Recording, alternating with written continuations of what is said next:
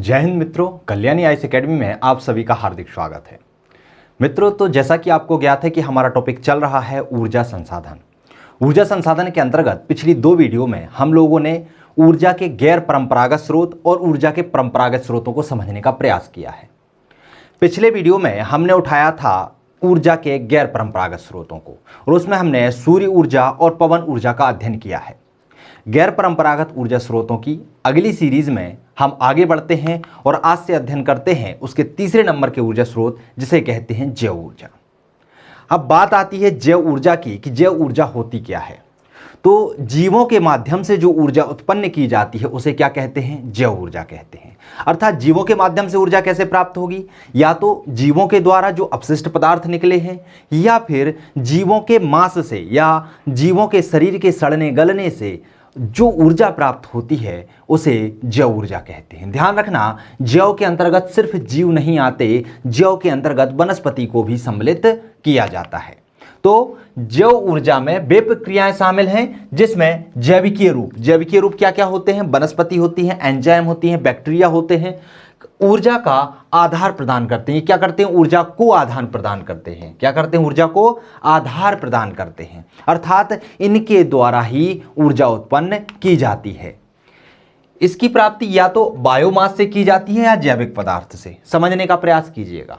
Biomass, जैसे कि मैंने कहा कि जो जैविकीय रूप हैं, चाहे वनस्पति हो, एंजाइम हो, बैक्टीरिया हो या जीव हो, इनके सड़ने गलने से जब जो ऊर्जा प्राप्त होती है, अब इसके लिए आप दहन प्रक्रिया को भी अपना सकते हैं, आप दफन प्रक्रिया को भी अपना सकते हैं। तो इससे जो ऊर्जा प्राप्त होती है उसे बायोमास ऊर्जा कहा जाता है। और दूसरा क्या था? जैव पदार्थों के परिवर्तन से, तो वही सड़ने गलने या परिवर्तन से या फिर इनके जो अपशिष्ट पदार्थ होते हैं उससे निकलने वाली जो गैस होती है उससे भी हम ऊर्जा प्राप्त करते हैं। तो इस तरीके से जो ऊर्जा हमें प्राप्त होती है उसे क्या कहते हैं? हम जैव ऊर्जा कहते हैं। जैव ऊर्जा के अंतर्गत आता है बायोमास ऊर्जा। बायोमास क्या है? इसका ही एक पार्ट है। समझने का प्रयास करते हैं बायोमास ऊर्जा क्या है। तो वनस्पतियों एवं जैविक कचरे, अपशिष्ट, क्या क्या? वनस्पति एवं जैविक कचरे। ध्यान रखना, यहां पर बायोमास है अर्थात वायुमंडल में जो उपस्थित अवशिष्ट पदार्थ होते हैं, अब चाहे वह जीवों के द्वारा उत्पन्न हो या वनस्पति के द्वारा, तो उन अवशिष्ट पदार्थों से जो ऊर्जा उत्पन्न की जाती है उसे क्या कहते हैं? बायोमास ऊर्जा कहते हैं। तो वनस्पति एवं जैविक कचरे अपशिष्ट से ऊर्जा प्राप्त करने की प्रणाली को क्या कहा जाता है? बायोमास कहा जाता है। इसमें ऊर्जा का उत्सर्जन प्रकाश संश्लेषण के द्वारा बने जैविक परमाणुओं के रासायनिक बंधों के टूटने या जलने से प्राप्त होता है। समझने का प्रयास कीजिएगा। पौधे क्या करते हैं? अपना भोजन बनाने के लिए प्रकाश संश्लेषण करते हैं और प्रकाश संश्लेषण के लिए सबसे जरूरी क्या होता है? सूर्य प्रकाश होता है। तो जब सूर्य प्रकाश से वह प्रकाश संश्लेषण की क्रिया के द्वारा अपना भोजन बनाते हैं तो भोजन को स्टोर करते हैं ऊर्जा के रूप में। लेकिन जब उन्हीं पत्तों को सड़ा गला दिया जाता है या दफन कर दिया जाता है या जला दिया जाता है तो इससे क्या होते हैं?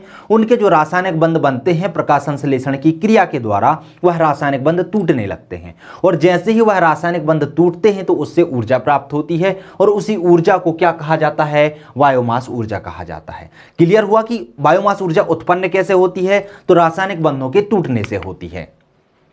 यह सौर ऊर्जा का कैसा है? अप्रत्यक्ष रूप है। क्यों? क्योंकि आपको जो ऊर्जा प्राप्त हो रही है वह सूर्य से सीधे डायरेक्टली नहीं हो रही। सूर्य से पौधों को प्राप्त हुई, पौधों ने प्रकाश संश्लेषण के द्वारा उसे ऊर्जा के रूप में, भोजन के रूप में अपने अंदर स्टोर किया। फिर उसके बाद वह ऊर्जा जो पत्ते थे या जो पेड़ पौधे थे उनके सड़ने गलने से जब रासायनिक बंध टूटे तो उसके माध्यम से ऊर्जा हमें प्राप्त हुई। तो ये क्या हुआ?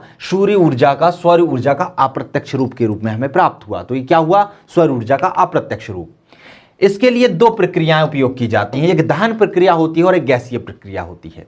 दहन प्रक्रिया में क्या किया जाता है? जो कच्चा मटेरियल होता है, चाहे घर के अपशिष्ट हो, कच्ची सब्जी हो या गीला कचरा हो, उसे जब दबा दिया जाता है तो दबाने से क्या होता है? बहुत ज़्यादा तापमान जनरेट होता है, बहुत ज़्यादा तापमान उत्पन्न होता है और उसके द्वारा ऊर्जा निकाली जाती है। दूसरा होता है गैसीयकरण। गैसीयकरण में क्या होता है? मान लीजिए गाय का गोबर है तो गाय के गोबर को क्या करते हैं? हम घोल देते हैं। आपने गोबर गैस का नाम सुना होगा। उसमें गाय के गोबर को घोल दिया जाता है। घोलने के द्वारा जो गैस बनती है उसे क्या कहा जाता है? बायो गैस कहा जाता है। तो बायोगैस निकाली जाती है और गैस के माध्यम से हम ऊर्जा प्राप्त करते हैं। तो इसके लिए कौन कौन सी तकनीकी होती हैं? एक दहन तकनीक होती है और एक गैसीयकरण की तकनीक होती है। इसके मुख्य स्रोत क्या क्या हैं, जैसे कि सीवेज के अपशिष्ट, सीवेज जो शहरों में नालियां होती हैं इनके द्वारा जो अपशिष्ट निकलता है उसके द्वारा, जो सीवेज अपशिष्ट, नगरपालिका ठोस अपशिष्ट। नगरपालिका ठोस अपशिष्ट क्या होते हैं, तो नगरपालिकाओं के द्वारा जो ठोस अपशिष्ट प्राप्त किए जाते हैं वो नगरपालिका ठोस अपशिष्ट हो जाएंगे। कृषि एवं घरेलू अपशिष्ट, कृषि घरेलू में घर के उपयोग में जैसे कि सब्जी के छिलके वगैरह या गीला कचरा आ जाता है वो शामिल कर लिए जाते हैं। ऐसे ही कृषि के द्वारा कच्चा माल जो होता है उसके द्वारा जो अपशिष्ट निकलते हैं, औद्योगिक अपशिष्ट और जानवरों के अपशिष्ट, इन सभी को शामिल किया जाता है, अर्थात इनके द्वारा ऊर्जा प्राप्त की जाती है। बात करते हैं मध्य प्रदेश में बायोमास जो ऊर्जा है वह कहां पर उसके लिए संयंत्र लगाए गए हैं और उसकी स्थिति क्या है। तो यदि हम मध्य प्रदेश की बात करते हैं तो मध्य प्रदेश में कई स्थानों पर धान की भूसी और चीनी मिल के अपशिष्ट और कचरे से ऊर्जा प्राप्त की जाती है। क्योंकि आपको पता होगा कि मध्य प्रदेश में बहुत धान जो उत्पादन है बहुत अधिक मात्रा में होता है।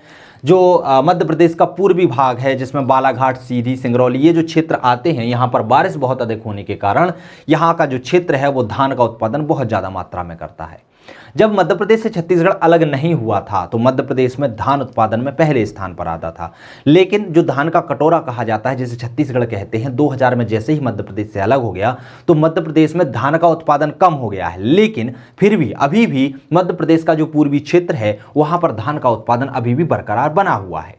तो धान के उत्पादन में जब धान की जो भूसी होती है तो वह उससे, और साथ ही साथ चीनी मिल, क्योंकि गन्ना जो क्षेत्र है मध्य प्रदेश में, मध्य प्रदेश का जो मध्य वाला भाग है जैसे कि नरसिंहपुर, होशंगाबाद वाला जो क्षेत्र है वहाँ पर गन्ने का उत्पादन बहुत ज़्यादा होता है। तो गन्ने का उत्पादन बहुत ज़्यादा होने के कारण मध्य प्रदेश के पास चीनी मिल के अपशिष्ट भी पाए जाते हैं।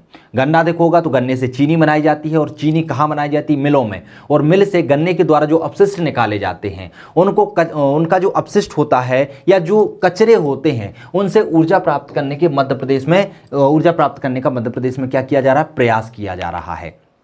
मध्य प्रदेश के बैतूल जिले के भैंसादेही के कसाई गांव की बात करें तो वहां जैविक कचरे से बिजली बनाने का अभिनव प्रयास किया जा रहा है। कहां पर, ये ध्यान रखना, बैतूल जिले के भैंसादेही तहसील के कसाई गांव में। सीधा सीधा प्रश्न आपसे पूछ लिया जाता है कि मध्य प्रदेश में कहां पर जैवमास के द्वारा ऊर्जा बनाने का प्रयास किया जा रहा है। तो जैवमास के द्वारा ऊर्जा बनाने का प्रयास कहां पर किया जा रहा है, बैतूल जिले की भैंसा तहसील के कसाई गांव में। क्लियर है, तहसील भी क्लियर हुआ, गांव भी क्लियर हुआ, जिला भी क्लियर हुआ। प्रदेश में लगभग 44 मेगावाट क्षमता की बायोमास पर आधारित परियोजनाएं स्थापित हैं, अर्थात परियोजनाएं जो चलाई जा रही हैं उनके द्वारा 44 मेगावाट क्षमता की ऊर्जा उत्पन्न की जा रही है।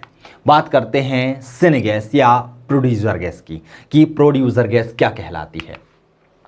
तो बायोमास गैसीकरण की प्रक्रिया से कार्बनिक पदार्थों को अधिक तापमान पर रखकर गैस के रूप में परिवर्तित कर दिया जाता है, जिसे सिन गैस कहते हैं। गोबर गैस का नाम तो आपने सुना ही होगा। तो गोबर गैस के माध्यम से जो गैस निकाली जाती है जिसे मीथेन गैस कहा जाता है, मीथेन गैस को सिन गैस भी कहते हैं।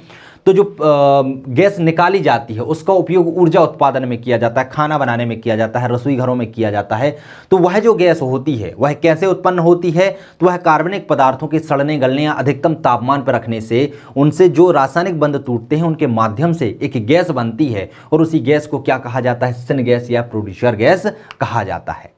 इसमें कौन कौन सी गैस होती हैं, तो नाइट्रोजन, कार्बन डाइऑक्साइड, हाइड्रोजन और कार्बन मोनोऑक्साइड का मिश्रण होता है। ध्यान रखना इसमें मीथेन भी होती है। तो कौन कौन सी, नाइट्रोजन, कार्बन डाइऑक्साइड, हाइड्रोजन और कार्बन मोनोऑक्साइड का मिश्रण होता है। बात करते हैं बायोगैस की। बायोगैस क्या कहलाती है। बायोगैस वही सिनगैस का ही रूप होती है, लेकिन यह क्या है, गोबर के माध्यम से उत्पन्न की जाती है। इसमें मीथेन की मात्रा बहुत ज़्यादा होने के कारण इसे मीथेन गैस भी कहा जाता है। क्या कहा जाता है, मीथेन गैस भी कहा जाता है। इसकी प्राप्ति जीवों के उत्सर्जित पदार्थों, पादपों तथा उद्योगों के अपशिष्ट पदार्थों के सड़ने गलने से होता है ना। जो अपशिष्ट पदार्थ होते हैं उनके द्वारा उनको सड़ाकर उससे जो गैस उत्पन्न होती है उसी गैस को क्या कहा जाता है, बायोगैस कहा जाता है। बायोगैस में methane, carbon dioxide, hydrogen, carbon monoxide, nitrogen और ऑक्सीजन, साथ ही साथ हाइड्रोजन सल्फाइड गैस भी सम्मिलित रूप में होती है। तो ये गैसें इसमें होती हैं, लेकिन इन सभी गैसों में मीथेन जो होती है वो सर्वाधिक होती है। कितने प्रतिशत होती है, 60% होती है। इसीलिए बायोगैस को मीथेन गैस भी कहा जाता है। यह प्रदूषण मुक्त होती है तथा नाइट्रोजन से भरपूर होती है। और पौधों की वृद्धि के लिए कौन से तत्व की आवश्यकता होती है? तो नाइट्रोजन की आवश्यकता होती है। इसलिए आपने देखा होगी जो गोबर गैस में गोबर से जो गैस बनाई जाती है, उसके बाद जो बचा हुआ अपशिष्ट पदार्थ होता है गोबर का, उसे ले जाकर खेतों में छिड़क दिया जाता है, क्योंकि उसमें भी नाइट्रोजन पाई जाती है और नाइट्रोजन के द्वारा क्या होता है? पौधों की वृद्धि में यह सहायक होती है। इसका प्रयोग मुख्यतः घरों में खाना पकाने तथा प्रकाश व्यवस्था के लिए किया जाता है। इसके लिए सरकार ने बहुत सारी योजनाएं भी चलाई थी, बायोगैस योजना चलाई थी, जिसके अंतर्गत सरकार सब्सिडी युक्त जो बायोगैस प्लांट हैं उनको स्थापित कर रही थी। लोगों को सब्सिडी दे रही थी कि आप अपने यहाँ पर जो गोबर गैस हैं, बायोगैस हैं, संयंत्र लगाएं। छोटे छोटे होते हैं, उनको बनाया जाता है, कम लागत में लगाए जाते हैं, उनमें सरकार सबसे ज़्यादा सब्सिडी देती थी। इसके माध्यम से क्या होता था, जो कि घरों में पशु हुआ करते थे, जैसे कि गाय बैल भैंस हुआ करते थे, तो इनके द्वारा जो अपशिष्ट निकलता था, इस अपशिष्ट को घोलकर इससे गैस बनाई जाती थी। और गैस का उपयोग क्या किया जाता था? खाना बनाने में, रसोई घर में, और साथ ही साथ घरों में बिजली उत्पादन करने के लिए किया जाता था। भारत इसके उत्पादन में दूसरा स्थान रखता है। बायोगैस के उत्पादन में कौन सा स्थान रखता है? पूरे विश्व में भारत दूसरा स्थान रखता है तथा इसे बढ़ावा देने हेतु राष्ट्रीय बायोगैस जो परियोजना है वो कब चलाई गई थी? 1981-82 में प्रारंभ की गई थी। कब की गई थी? 1981 और 82 में प्रारंभ की गई थी। बात करते हैं मध्य प्रदेश में बायोगैस की क्या स्थिति है। तो भोपाल के भदभदा पशुपालन विभाग में 1984 में पहली बार 85 घन मीटर क्षमता वाला बायोगैस प्लांट लगाया गया था।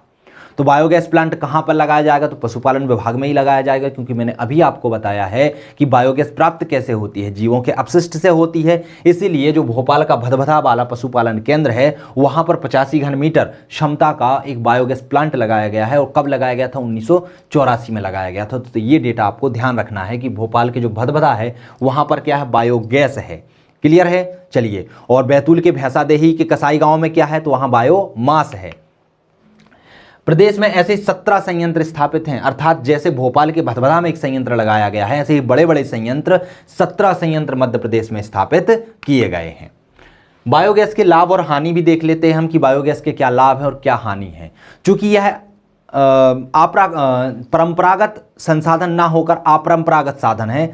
दूसरा, नवीन संसाधन के ऊर्जा संसाधन के अंतर्गत भी इसको शामिल किया जाता है। तो जब नवीन के अंतर्गत शामिल किया जाता है और कैसा है? गैर परंपरागत संसाधन है, तो सरल सी बात है, इसके लिए सरकार मेहनत कर रही होगी। क्यों? क्योंकि इससे पर्यावरण प्रदूषण नहीं होता, बहुत कम मात्रा में होता है। दूसरा, इसकी लागत जो होती है बहुत कम होती है। तो देख लेते हैं, इसके पहले हम लाभों को देख लेते हैं कि लाभ क्या क्या है। तो इसकी लागत क्या होती है? बहुत कम होती है, अर्थात सरकार इसके लिए सब्सिडी भी देती है और बहुत कम लागत पर यह स्थापित किए जा सकते हैं। उपयोग में आसान होते हैं, इनके लिए उपयोग के लिए कोई ज़्यादा मेहनत नहीं करनी पड़ती है। आराम से आप जो अपशिष्ट होते हैं उनको घोलिए, उससे गैस बनाइए और गैस का उपयोग आप डायरेक्टली खाना बनाने में या प्रकाश के लिए कर सकते हैं।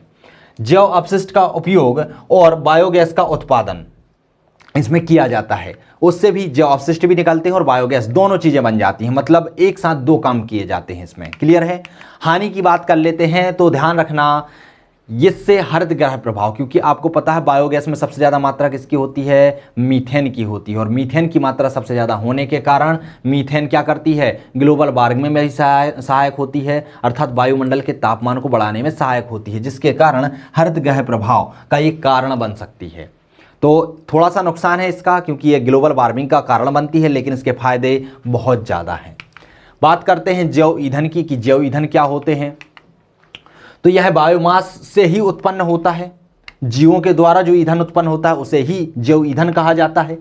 इसमें किसी भी प्रकार का कोई पेट्रोलियम पदार्थ नहीं होता। ध्यान रखना, इसमें किसी भी प्रकार का पेट्रोलियम पदार्थ नहीं होता है। यह प्राकृतिक तौर से नष्ट होने वाले सल्फर और गंध से पूर्णतः मुक्त होता है। और सल्फर और गंध से मुक्त होने के कारण यह प्रकृति के लिए या लोगों के लिए बहुत ज़्यादा सहायक सिद्ध होता है। इसलिए जैव ईंधन को भी बढ़ाने का बहुत सहायता की जा रही है सरकार की तरफ से। बात करते हैं बायोडीजल की। बायोडीजल क्या होता है? अर्थात पर्यावरण में जो वनस्पति होती है उस वनस्पति के माध्यम से डीजल का उत्पादन करना।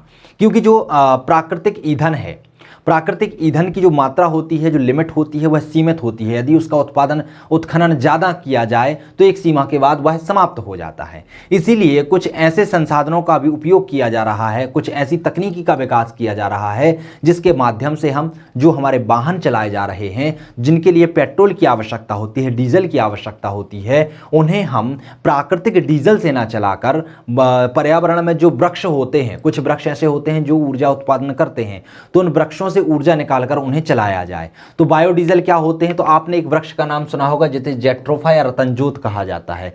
तो जेट्रोफा या रतनजोत के माध्यम से डीजल बनाया जाता है और उसी डीजल को क्या कहा जाता है? बायोडीजल कहा जाता है। इसे बायोडीजल इसलिए कहा जाता है क्योंकि यह पर्यावरण हितैषी होता है, इससे कोई प्रदूषण नहीं फैलता है। साथ ही साथ जो वाहनों में गड़गड़ाहट की आवाज़ होती है जब वह चलते हैं डीजल के कारण, तो वह गड़गड़ाहट की आवाज़ भी क्या हो जाती है? समाप्त हो जाती है।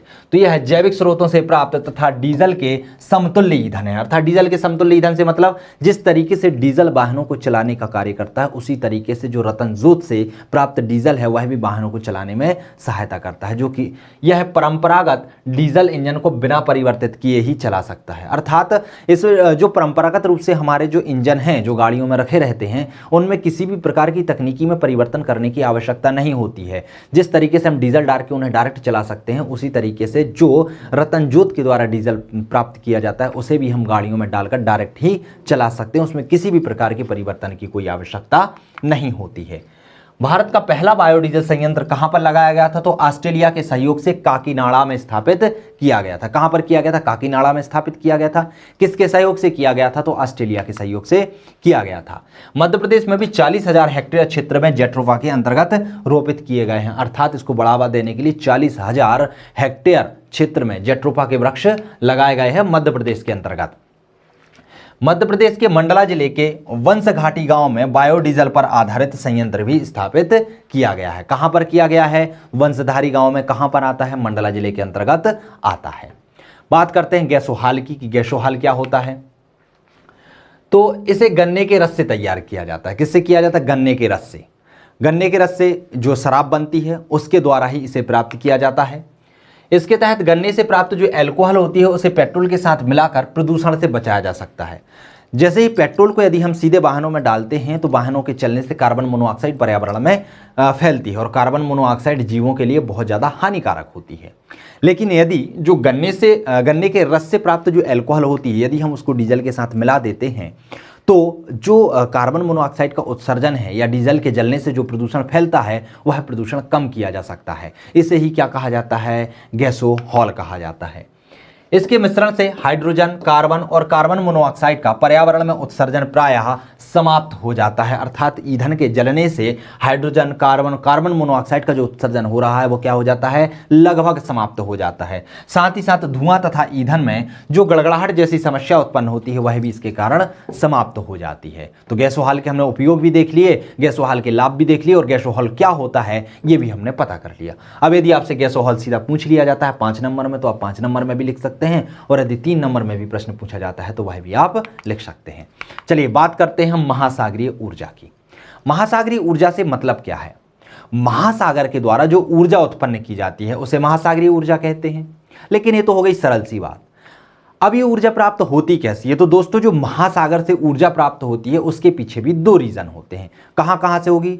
2 जगह से होगी। एक तो तरंगों के माध्यम से होगी और दूसरा ज्वार भाटा के माध्यम से होगी। समझने का प्रयास करते हैं महासागरीय ऊर्जा। तो इसके 2 रूप होते हैं, एक तरंग ऊर्जा और एक होती है ज्वारीय ऊर्जा। तरंग ऊर्जा क्या होती है? तो आपको पता है कि समुद्र में क्या है, लहरें लगातार चलती रहती हैं जो कि ज्वार भाटा के विपरीत होती हैं। ये लहरें लगातार चलती रहती हैं और ऐसे ऐसे चलते चलते मान लीजिए तट है तो तट से आकर लगातार टकराती रहती हैं। तो ये लगातार जब टकराती रहती हैं तो इनके लगातार टकराने से ऊर्जा उत्पन्न होती है। तो उसी ऊर्जा को क्या कहा जाता है? तरंग ऊर्जा कहा जाता है। क्या कहा जाता है? तरंग ऊर्जा। ज्वार के विपरीत तरंगें समुद्र के जल को लगातार गति में रखती हैं और इसी गति से क्या होता है? ऊर्जा उत्पन्न होती है, जिससे एक के बाद एक तरंगों के उठते और गिरने की क्रिया से ऊर्जा उत्पन्न होने को प्रयोग में लाया जाता है और इससे प्राप्त ऊर्जा को तरंग ऊर्जा कहा जाता है। तो तरंग ऊर्जा समझ में आया कि ये जो समुद्र की लहरें चलती हैं जो कि ज्वार भाटा के विपरीत होती हैं, वो लगातार चलने के कारण तरंगें ऊपर उठती हैं, नीचे गिरती हैं और लगातार ये गति में बनी रहती हैं। तो गति के द्वारा जो ऊर्जा उत्पन्न की जाती है उसे क्या कहा जाता है? तरंग ऊर्जा कहा जाता है। और तरंग ऊर्जा किसका रूप है? महासागरीय ऊर्जा का ही रूप है। दूसरी होती है ज्वारीय ऊर्जा। ज्वारीय ऊर्जा की बात हम करें तो ज्वार और भाटा तो आप समझते होंगे कि चंद्रमा और सूर्य के गुरुत्वाकर्षण बल के कारण पृथ्वी पर जो समुद्री लहरें हैं वह क्या है, कुछ ज्यादा ही उठाव प्राप्त कर लेती हैं। कैसा उठाव प्राप्त कर लेती हैं? यह ऊपर उठकर आगे बढ़ती हैं और नीचे उठकर पीछे घटती हैं। कैसे? ऊपर उठकर आगे बढ़ती हैं और नीचे धंसकर पीछे की ओर घटती हैं। तो इस तरीके की जो तरंगें उत्पन्न होती हैं उन्हें ज्वार कहते हैं। और ज्वार के द्वारा जो ऊर्जा उत्पन्न होती है उसे क्या कहा जाता है? ज्वारीय ऊर्जा कहा जाता है। ज्वार और भाटा के उठने और गिरने की क्रिया से उत्पन्न ऊर्जा को क्या कहा जाता है? ज्वारीय ऊर्जा कहा जाता है। इसके लिए ज्वार और भाटा की ऊंचाई कितनी होनी चाहिए? कम से कम 5 मीटर की होनी चाहिए। 5 मीटर से अधिक होगी तभी इससे ऊर्जा उत्पन्न की जा सकती है। तो ये क्या होती है? ये होती है महासागरीय ऊर्जा। महासागरीय ऊर्जा में हमने दो रूप देखे हैं, एक तरंग ऊर्जा और एक ज्वारीय ऊर्जा। बात करते हैं भूतापीय ऊर्जा की। तो ध्यान रखना, भूतापीय अर्थात भूमि के अंदर जो ताप है उसके माध्यम से यदि हम जो ऊर्जा प्राप्त कर रहे हैं उसे क्या कहेंगे? भूतापीय ऊर्जा कहेंगे। पृथ्वी के अंदर से प्राप्त होने वाली ऊर्जा को भूतापीय ऊर्जा कहा जाता है। इसकी उत्पत्ति पृथ्वी के अंदर समाये हुए, पृथ्वी के अंदर कौन कौन से तत्व हैं जैसे कि यूरेनियम है, थोरियम है, पोटेशियम आइसोटोप है, इनके विकिरण और पृथ्वी की कोर में भरे उच्च तापयुक्त तरल पदार्थ जिसे मैग्मा कहा जाता है, इनकी उपस्थिति से उत्पन्न होती है। समझ में आया भूतापीय ऊर्जा उत्पन्न कैसे होती है? एक तो पृथ्वी के अंदर जो यूरेनियम, थोरियम या पोटेशियम आइसोटोप तत्व हैं इनके द्वारा, या फिर पृथ्वी के गर्भ में जो तरल पिघला हुआ मैग्मा है उसके द्वारा ऊर्जा उत्पन्न होती है। और इसी ऊर्जा को जब हम उपयोग में लाने लगते हैं तो उस ऊर्जा को क्या कहते हैं? हम भूतापीय ऊर्जा कहते हैं। यह स्वच्छ होती है, पर्यावरण हितैषी होती है और हर समय उपलब्ध होती है। अर्थात यह ऐसे संसाधन हैं जो समाप्त नहीं हो सकते, क्योंकि पृथ्वी के अंदर तो अथाह मैग्मा है, अथाह पिघली हुई अवस्था में है। तो ऊर्जा कैसी है? बहुत ज़्यादा है। इस ऊर्जा का हम जितना ज़्यादा उपयोग करें उतना ज़्यादा अच्छा है। इससे कोई पर्यावरण प्रदूषण भी नहीं होता और ये कैसी होती है? स्वच्छ होती है। इसीलिए इसे गैर परंपरागत ऊर्जा स्रोतों के अंतर्गत रखा गया है। कुछ और महत्वपूर्ण पॉइंट भी देख लेते हैं, जैसे कि सोलर पॉन्ड क्या होता है। सोलर पॉन्ड क्या होती है? एक आधुनिक तकनीक है। आधुनिक तकनीक, इसमें क्या जाता है तो इसमें हम जल में नमक को मिश्रित कर लेते हैं। जल में जैसे ही नमक को घोलते हैं और एक सघन बना लिया जाता है घोलने के बाद, जिससे क्या होता है जो सूर्य से रोशनी आती है वह सूर्य की रोशनी इसमें जैसे जाती है इस पानी को गर्म कर देती है, और गर्म करने के बाद यह जो पॉन्ड होता है यह ऊर्जा को बाहर नहीं निकलने देता है, और जो सौर ऊर्जा होती है वह परतों के रूप में क्या हो जाती है? समाहित हो जाती है। देखिए, इसमें जल में नमक को मिश्रित कर इसे सघन बनाया जाता है, जिससे जल मार्ग से होकर भी पॉन्ड के बाहर नहीं निकल पाता, और जब बाहर नहीं निकल पाएगा तो उसमें क्या हो रहा है? परतें बना लेगा। इस प्रक्रिया में सौर ऊर्जा जल की अनेक सतहों पर संग्रहित हो जाती है। उन परतों में क्या हो जाती है? संग्रहित हो जाती है, और इसका तापमान लगभग कितना हो जाता है? 85 डिग्री सेल्सियस हो जाता है। कितना हो जाता है? 85 डिग्री सेल्सियस हो जाता है। तो इसे क्या कहा जाता है? सोलर पॉन्ड कहा जाता है। यह ऊर्जा प्राप्ति की नई तकनीकी है और इसे उत्पन्न भी किया जा रहा है, इसे बढ़ावा भी दिया जा रहा है। भारत का पहला सोलर पॉन्ड गुजरात के कच्छ में बनाया गया था। कहाँ पर बनाया गया था? गुजरात राज्य के कच्छ जिले में बनाया गया था। तो ये हुआ सोलर पॉन्ड। समझते हैं ऊर्जा ग्राम को। तो ऊर्जा ग्राम क्या कहलाता है? तो ऐसी प्रक्रिया जिसमें पूरे के पूरे गांव को ऊर्जा के गांव में परिवर्तित कर दिया जाए। अब ऊर्जा ग्राम में ऐसा नहीं है कि उस गांव से ऊर्जा निकल रही है, नहीं, उस गांव की जो स्थानीय आवश्यकताएं हैं ऊर्जा की वह स्थानीय स्तर पर ही पूरी की जाएं। इस तरीके से उस गांव को डेवलप करना इसका मुख्य उद्देश्य रखा गया है। अर्थात ऐसे ग्राम जो अपनी नित्य आवश्यक ऊर्जा की पूर्ति अपने ही द्वारा कर लें, वैसे ग्राम क्या कहलाते हैं? ऊर्जा ग्राम कहलाते हैं। यह एक ऐसी अवधारणा है जिसमें ग्रामीण क्षेत्र की समस्त ऊर्जा आवश्यकताएं स्थानीय स्तर पर क्या है? उपलब्ध ऊर्जा स्रोतों से पूरे करने की व्यवस्था की जाती है। इसका उद्देश्य गांवों को ऊर्जा के क्षेत्र में आत्मनिर्भर बनाना है, अर्थात गांव अपने ही अंदर ऊर्जा को उत्पन्न कर सकें। इसमें घरेलू ऊर्जा, प्रकाश व्यवस्था, सिंचाई के साथ साथ वाणिज्यिक ऊर्जा के रूप में इसके प्रयोग की संभावनाएं बनती हैं। अर्थात उन गाँव के लिए जो भी आवश्यकताएं होती हैं, चाहे कृषि कार्य के लिए हो, चाहे वाणिज्यिक ऊर्जा के रूप में हो, चाहे घरेलू कार्य के लिए हो, प्रकाश के लिए हो, खाना बनाने के लिए हो, रसोई घर के लिए, कुछ भी हो, उसकी पूर्ति गांव के अंदर ही जो उपलब्ध संसाधन हैं उनके द्वारा बनाना क्या कहलाता है? ऊर्जा ग्राम कहलाते हैं।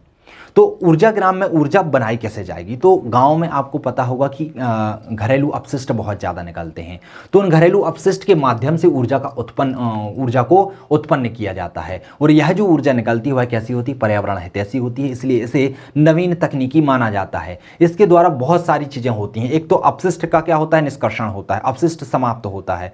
तो जहाँ पर कचरे की समस्या आती है वो कचरे की समस्या का निदान होता है।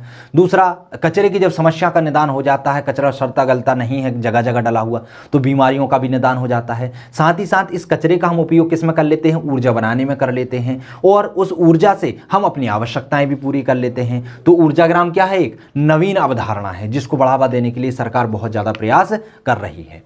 एक है राष्ट्रीय उन्नत चूल्हा कार्यक्रम। राष्ट्रीय उन्नत चूल्हा कार्यक्रम जो है वह भारत सरकार द्वारा चलाई जा रही योजना है। इसका प्रारंभ 1983 में किया गया था। इसका उद्देश्य है वनों की कटाई को कम करना। उन्नत चूल्हा, इस तरीके के चूल्हे जनरेट करना या बनाना जो कि लकड़ी पर आधारित ना हो, उसे क्या कहा जाता है? उन्नत चूल्हा कार्यक्रम। किसकी है? केंद्र सरकार की यही योजना है। इसमें उद्देश्य रखा गया है कि वनों की कटाई को धीरे धीरे क्या हो जाए, जिसमें कम हो जाए। और ये कम कब होगी? जब हम अपनी निर्भरता वनों से कम कर दें। इसमें घरेलू ईंधन को सरल बनाना, साथ ही साथ ईंधन की बचत करना, स्वास्थ्य संबंधी खतरों में कमी करना, जो स्वास्थ्य संबंधी जो खतरे जन्म लेते हैं उनको कम करना, पर्यावरण प्रदूषण को कम करना, ये उसके उद्देश्य रखे गए हैं। भोजन निर्माण में लगने वाले समय को कम करना, निर्धन ग्रामीणों के लिए रोजगार के अवसर उपलब्ध कराना, उन्नत चूल्हों से धुआं बहुत कम निकलता है। इसकी विशेषताएं ध्यान रखना। यहाँ तक तो उद्देश्य थे कि भोजन निर्माण में लगने वाले समय क्या होता है? कम होता है, और निर्धन ग्रामीण परिवारों के लिए क्या होता है? इससे रोजगार के अवसर उपलब्ध होते हैं। अब इसकी कुछ विशेषताएं हैं, विशेषताओं की हम समझ लेते हैं। जैसे कि जो उन्नत चूल्हे होते हैं उनसे धुआं बहुत कम निकलता है। क्या बहुत कम निकलता है? धुआं। और जब धुआं कम निकलता है तो इससे पर्यावरण प्रदूषण भी नहीं होता, लोगों को स्वास्थ्य संबंधी समस्याएं भी नहीं होती हैं। भारत में अभी तक 60 डिजाइनों के उन्नत चूल्हों का निर्माण किया जा चुका है। कितने डिजाइनों के? 7 डिजाइनों के उन्नत चूल्हों का निर्माण किया जा चुका है। इनसे ईंधन को अधिकाधिक उपयोग के साथ साथ अपशिष्ट पदार्थों का पुनः उपयोग भी हो जाता है। ध्यान रखना, उन्नत चूल्हे इस प्रक्रिया पर काम करते हैं कि उनसे एक तो ऊर्जा बहुत ज़्यादा निकले, साथ ही साथ अपशिष्ट पदार्थ जो है बहुत कम निकले, और जो भी निकलते हैं उनसे पुनः फिर से ऊर्जा उत्पन्न कर ली जाए। इसीलिए तो इन्हें उन्नत चूल्हा कहा जाता है। तो समझ में आया उन्नत चूल्हा कार्यक्रम क्या है? तो एक शॉर्ट में समझ लीजिए, केंद्र सरकार ने इस तरीके की एक योजना निकाली है जिसके आधार पर लोग ऊर्जा के लिए अभी वनों पर निर्भर होते हैं, तो वनों की निर्भरता कम हो जाए, वनों से जो लकड़ियां लाते हैं वह कम हो जाएं और लकड़ियों को जलाना कम कर दें, और इस तरीके के ऊर्जा संसाधन को उपयोग करें जिससे कि पर्यावरण का प्रदूषण कम हो, साथ ही साथ उनकी स्वास्थ्य संबंधी समस्याएं कम हों, साथ ही साथ जो खाना बनाने में अधिक समय लगता है, क्योंकि आप लकड़ियां काटेंगे जलाएंगे तो उससे धुआं भी बहुत होता है और समय भी बहुत लगता है। और उन्नत चूल्हा कार्यक्रम के द्वारा ऐसे चूल्हे बनाए गए हैं जिनमें एक तो धुआं कम निकलता है, दूसरा कम समय में ज़्यादा ऊर्जा उत्पन्न होती है। क्लियर हुआ उन्नत चूल्हा कार्यक्रम। बात करते हैं मध्य प्रदेश ऊर्जा विकास निगम की। मध्य प्रदेश ऊर्जा विकास निगम क्या है? तो वैकल्पिक ऊर्जा के महत्व को दृष्टिगत रखते हुए 25 अगस्त 1982 में मध्य प्रदेश ऊर्जा विकास निगम की स्थापना की गई। तो ये जो स्थापना है वे बार बार पूछी जाती है कि मध्य प्रदेश ऊर्जा विकास निगम की स्थापना कब की गई? तो 25 अगस्त 1982 को की गई। कब? 25 अगस्त 1982 को की गई है। क्यों की गई है? तो वैकल्पिक ऊर्जा के महत्व को दृष्टिगत रखते हुए। विद्युत उत्पादन के क्षेत्र में इसकी उपलब्धियां क्या क्या हैं उसको समझ लेते हैं हम। तो यह राज्य में वैकल्पिक ऊर्जा संसाधनों को प्रोत्साहित करता है। ध्यान रखिएगा, जितने भी कार्यक्रम सरकार द्वारा चलाए जा रहे हैं, चाहे उन्नत चूल्हा कार्यक्रम हो, चाहे मध्य प्रदेश ऊर्जा विकास निगम हो, या कुछ भी हो, उनका उद्देश्य है लोग जो परंपरागत ऊर्जा संसाधनों पर निर्भर हैं उस निर्भरता को कम कर कर गैर परंपरागत ऊर्जा स्रोतों पर निर्भरता को बढ़ाना। यह क्यों बढ़ाना है? क्योंकि परंपरागत ऊर्जा स्रोत सबसे बड़ी समस्या ये होती है कि इनके जो संसाधन होते हैं वो सीमित होते हैं। दूसरा, इनके उपयोग से पर्यावरण प्रदूषित होता है। तीसरा, इनके उपयोग से बहुत ज़्यादा अवशिष्ट पदार्थ निकलते हैं जिससे पर्यावरण प्रदूषण तो होता ही होता है, साथ ही साथ मानव के स्वास्थ्य को भी बहुत ज़्यादा हानि होती है। तो इन चीज़ों को कम करते हुए गैर परंपरागत स्रोतों पर निर्भरता बढ़ाना। और गैर परंपरागत स्रोतों पर निर्भरता क्यों बढ़ाना? क्योंकि गैर परंपरागत जो ऊर्जा स्रोत हैं उनकी जो मात्रा है वो कैसी है? असीमित है। दूसरा, इनके उपयोग से पर्यावरण को प्रदूषण नहीं फैलता, साथ ही साथ स्वास्थ्य संबंधी जो समस्याएं होती हैं उनका निराकरण हो जाता है, साथ ही साथ वनों पर जो निर्भरता है, वनों की जो कटाई है वो कम हो जाती है। इसीलिए मध्य प्रदेश ऊर्जा विकास निगम के द्वारा भी वैकल्पिक ऊर्जा संसाधनों को प्रोत्साहन दिया गया है कि ऐसे ऊर्जा संसाधनों का हम विकास करें जो कि पर्यावरण हितैषी हों और नवीन तकनीकों पर आधारित हों, जिससे कम उत्पादन से अधिक ऊर्जा उत्पन्न की जा सके। गैर परंपरागत ऊर्जा स्रोतों से विद्युत उत्पादन की दिशा में निजी क्षेत्र को बढ़ावा देना। इन्होंने क्या कहा कि निजी क्षेत्रों को प्रोत्साहित करने के लिए, उनका पार्टिसिपेशन बढ़ाने के लिए यह जो ऊर्जा विकास निगम है इसकी स्थापना की गई है। निगम में गैर परंपरागत स्रोतों क्षेत्र में कई स्रोत विकसित किए गए हैं, जैसे कि अनुपयोगी चूल्हों को उपयोगी बनाना, जैसे कि उन्नत चूल्हा कार्यक्रम के द्वारा सौर गर्म जल संयंत्र की स्थापना की गई है। ऐसे बहुत सारे कार्यक्रम स्थापित किए गए हैं। इसके द्वारा दो महत्वपूर्ण कार्यक्रम चलाए जा रहे हैं। किसके द्वारा? मध्य प्रदेश ऊर्जा विकास निगम के द्वारा। कौन कौन से? एक कार्यक्रम चलाया जा रहा है जिसे कहा जा रहा है ऊर्जा ग्राम विकास कार्यक्रम। ऊर्जा ग्राम, मैंने अभी आपको बताया कि ऊर्जा ग्राम कैसे कहलाते हैं। तो ऐसे ग्राम जो अपनी ऊर्जा की आवश्यकता अपने ही द्वारा पूरी कर लें, वैसे ग्राम ऊर्जा ग्राम कहलाते हैं। साथ ही साथ ऊर्जा पौधारोपण कार्यक्रम, अर्थात अधिक से अधिक पौधे लगाना जिसके कारण ऊर्जा उत्पन्न हो, जैसे कि रतनजोत या जेट्रोफा के वृक्ष। तो एक तो जेट्रोफा के वृक्षों को लगाने का कार्यक्रम चलाया जा रहा है, साथ ही साथ ऊर्जा विकास कार्यक्रम चलाया जा रहा है मध्य प्रदेश ऊर्जा विकास निगम के द्वारा। क्लियर हुआ? चलिए बात करते हैं हम मध्य प्रदेश की ऊर्जा नीति कि मध्य प्रदेश की आखिर ऊर्जा नीति है क्या। तो मध्य प्रदेश सरकार ने न्यूनतम मूल्य पर ऊर्जा उपलब्ध कराने के लिए, साथ ही साथ ऊर्जा के स्रोतों में आत्मनिर्भरता प्राप्त करने तथा परंपरागत ऊर्जा स्रोतों में अंधाधुंध जो दोहन है उससे बचाने के लिए यह ऊर्जा नीति घोषित की है। किस किस के लिए की गई है? एक तो कम मूल्य पर ऊर्जा उपलब्ध कराने के लिए, साथ ही साथ जो परंपरागत ऊर्जा स्रोतों पर लोगों की निर्भरता बढ़ रही थी उस निर्भरता को कम करने के लिए, और ऊर्जा के क्षेत्र में आत्मनिर्भरता प्राप्त करने के लिए यह नीति लागू की गई थी या ऊर्जा नीति बनाई गई थी। इसके मुख्य बिंदु है कि खनिज तेल तथा गैसों के स्वदेशी उत्पादन पर अधिक जोर देना। अर्थात अभी तक हम क्या कर रहे थे? खनिज तेल का आयात ज़्यादा कर रहे थे। तो इस नीति के तहत कहा गया है कि जो खनिज तेल हैं और गैसें हैं उनका स्वदेशी उत्पादन को बढ़ावा देना, अर्थात ऐसे माध्यम खोजना जिससे स्वदेश में उनका उत्पादन ज़्यादा से ज़्यादा हो सके। ऊर्जा संरक्षण एवं प्रबंधन करना, अर्थात ऊर्जा का संरक्षण करना। ऊर्जा जो वेस्ट होती है या फिर जो ऊर्जा बिना उपयोग किए ही समाप्त हो जाती है, खत्म हो जाती है, उसका क्या करना? संरक्षण करना, उसको बचाना, साथ ही साथ उसका मैनेजमेंट या प्रबंधन करना। परंपरागत ऊर्जा स्रोतों पर निर्भरता को कम करना। मैंने आपको बताया है कि सरकार कोई भी नीति बनाए उसका मुख्य रीजन तो यही रहेगा कि परंपरागत ऊर्जा स्रोतों पर निर्भरता को कम कर कर गैर परंपरागत ऊर्जा स्रोतों पर निर्भरता को बढ़ाना। ऊर्जा क्षेत्र में कार्यरत व्यक्तियों को उचित प्रशिक्षण देना, साथ ही साथ नवीकरणीय ऊर्जा स्रोतों की खोज तथा उन पर शोध कार्य को बढ़ावा देना। ये क्या है? इसके मुख्य बिंदु हैं। तो इसके साथ ही यह टॉपिक समाप्त होता है। इसके साथ हमने ऊर्जा संसाधन के अंतर्गत जितने भी पहलू थे सभी को समझने का प्रयास किया। हमने परंपरागत और गैर परंपरागत ऊर्जा स्रोतों को डिटेल्स में समझा। तो दोस्तों इस वीडियो में इतना ही। अगले वीडियो में हम मिलेंगे मध्य प्रदेश के उद्योगों के साथ, समझने का प्रयास करेंगे कि मध्य प्रदेश में किस किस प्रकार के उद्योग लगाए गए हैं और कौन कौन से उद्योग हैं जो मध्य प्रदेश को आगे बढ़ाने में सहायता दे रहे हैं। तो दोस्तों मिलते हैं अगले वीडियो में, तब तक के लिए नमस्कार।